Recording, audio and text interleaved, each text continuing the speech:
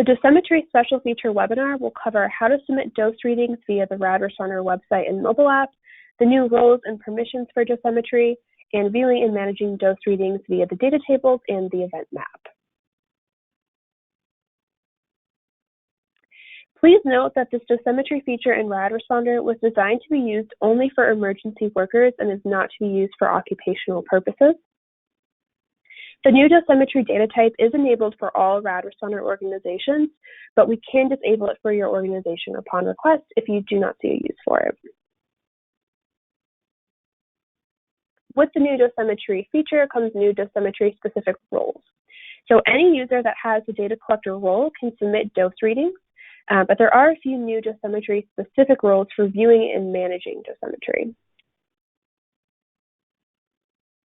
So dosimetry managers on the event and organization side can view dosimetry data with the personnel name instead of the alias, assess dosimetry records, modify existing dosimetry data, collect dosimetry data for other, and receive dosimetry aliases.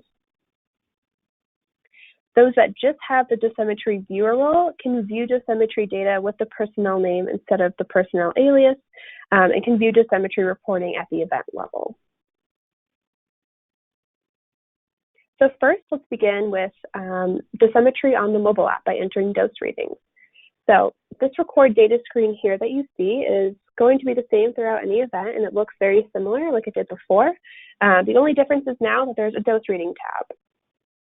So if you are not seeing the dose reading option on your event, that may be because you need to have at least version 3.11 of the mobile application.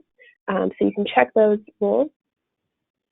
So I want to start by opening the dose reading as a data type. So click into the dose reading. And here you're going to be brought with the dose reading data entry form. So this is going to look very similar to those other forms that you've seen on the mobile app, where the red dot indicates a required field and the other ones are optional. So you can choose a dosimeter if it's already been uploaded into RadResponder or assigned to you. Then you'll be able to choose the radiation type with either gamma or neutron. Next, you can select the entry mode, and those different entry modes are start, stop value, dose rate, and total dose. And depending on the dose entry mode that you choose, you will then be presented with some additional required fields. So you can see here that once I selected dose rate as my entry mode, dose rate as my entry mode, I'm now presented with the fields of dose rate and elapsed time and dose rate unit. So I'll fill those out here. Okay. And I can scroll down and I can add any comment or an attachment. Again, this is the same for any data type for the mobile app.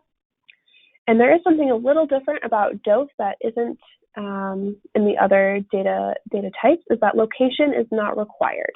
So you can report it if you would like, but it is not a required field in order to save your new dose reading. And you'll just hit save in the upper right-hand corner, and your dose reading has been submitted. Okay, so again, on the mobile app, it's very clear, very straightforward on how to submit your dose readings. But now I want to sort of dive a little deeper into viewing, submitting, and assessing dose readings via the website side of things. So to start, just like any RadResponder event, you need to select it. So from that green tile, you can click search and then search for and open your respective event. Once you are in that event, on the left-hand side of the event space, you'll click on data, which will open up some different data options, and then you'll click into dosimetry to be brought to the dosimetry data page. To create a new dose reading, you'll just click the green Create Dose Reading button on the right-hand side. And here you'll see that same data entry form that you did on the mobile app, except now it's on the website. So you'll have the same required fields, the same optional fields. And again, all the required fields are marked with a red asterisk. When you scroll down on that form, again, you can also add attachments to the dosimetry data type if you would like. And then once you are done, you'll save changes and your dose will be recorded. Okay, so on that main dosimetry page, this is where you can view all dosimetry records collected for that specific event that you are in. So just like all other data tables across RadResponder, you can sort the different columns. So for instance here, I'm sorting the accumulated dose from high to low, and I can do that for any of the ones that have those arrows by just clicking on the column header. So here you can see I'm sorting from high to low.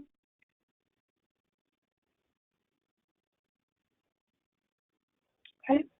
If you are granted any of those dosimetry roles that we mentioned earlier, such as Dosimetry Manager or Dosimetry Viewer, then you'll be able to see the personnel name associated with their accumulated dose rate. So you can see here I have the personnel names, and then I can see their dose.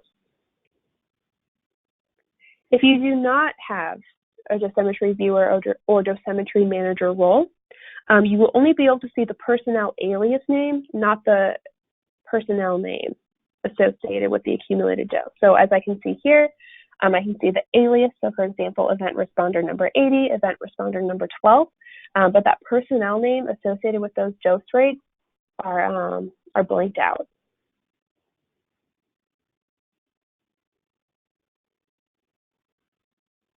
So those aliases associated with personnel are seeded at random. For whatever reason, if you believe that the anonymity of these aliases has been compromised, Dosimetry managers can reseed those personnel aliases at any time. So if you are a Dosimetry manager, you'll have this blue reseed personnel aliases button. You'll just click that, confirm that you want to reseed that alias. And this is what it will look like. So if I'm looking at my screen, I can see that the personnel name is Mission 10 TSS, and they are assigned the alias of event responder number 1. As soon as I click reseed personnel alias, I can now see that my Mission 10 TSS is now given the alias of event responder number 42. Okay. So again, they're assigned at random, but if you do believe that the anonymity has been compromised, this is how you can avoid that. Okay, so back to those dose records that we're seeing.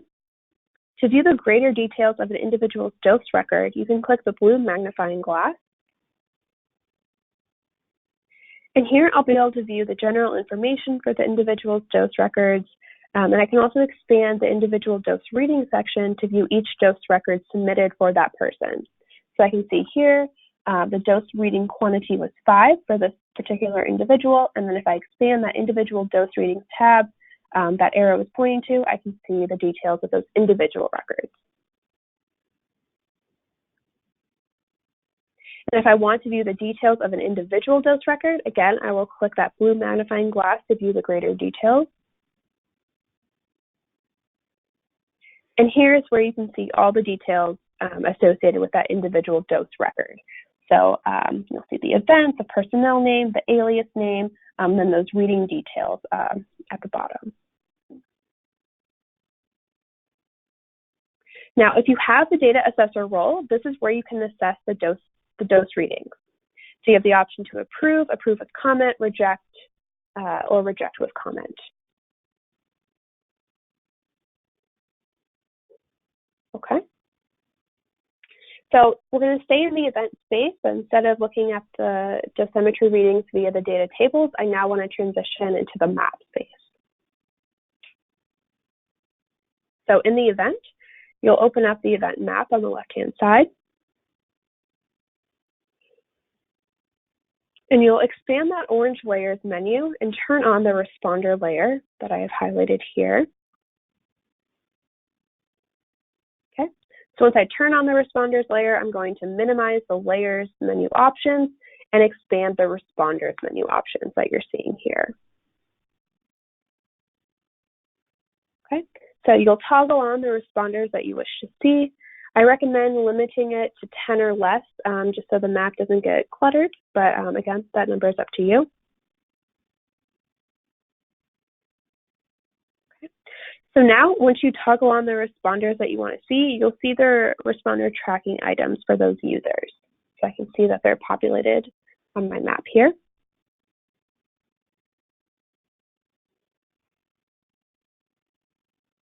If the responder has any dosimetry records associated with their personnel, then they will see a colored ring around their icon. So this color, just like for survey readings and other severities, represents the severity of their dose reading. And those are set at those thresholds, which you can set at the event level or the organization level.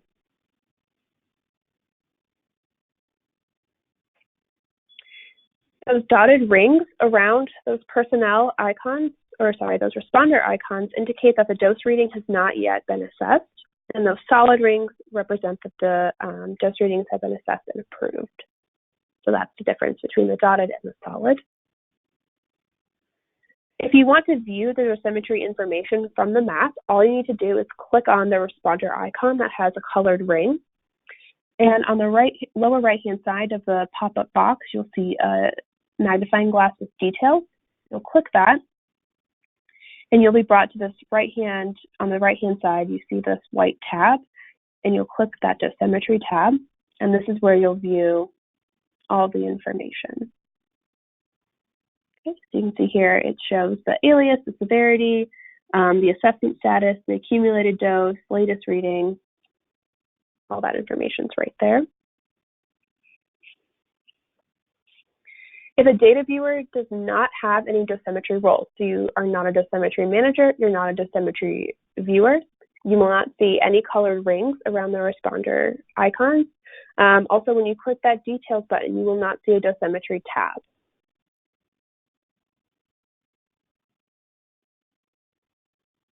Okay. So this dosimetry feature is really new. It was just recently released in the past couple months. So we really do want to take your feedback to make our future enhancements. So these are some enhancements that we've gathered from the community since it's been released, and are looking to implement this in the future. So the ability to record dose on behalf of a field team or another personnel, to include beta radiation instead of just gamma and neutron, allow responders who record dose via start and stop time to enter a start time, save that record locally, and then finish it at the end of their shift. They don't have to enter the start and end time right then and there. The ability to bulk import dose readings. And we are considering removing the anonymized view of dose readings with personnel aliases. So personnel will only be able to see that if they have those dosimetry roles, but they can still see their own dose records. Again, these are all future enhancements that we're looking to implement. They are not currently in the system.